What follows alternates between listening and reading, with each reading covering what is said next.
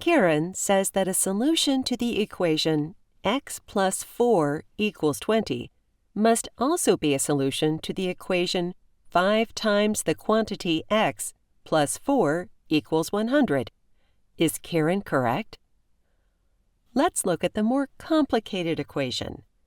What could be the first step to solve 5 times the quantity x plus 4 equals 100 if we use inverse operations?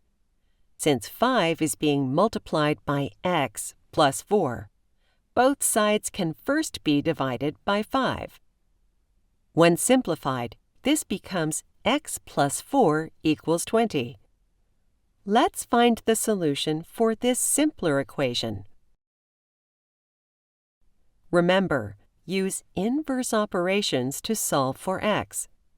Since 4 is being added to x, the inverse operation is subtraction. Subtract 4 from both sides of the equation. Once we simplify the right side, we can see that x equals 16. Now, check your answer in both equations to be sure. Plug 16 in for x in each equation. Once we simplify, we can see that x equals 16 makes both equations true, so we know for sure that the solution checks out and the original equations are equivalent.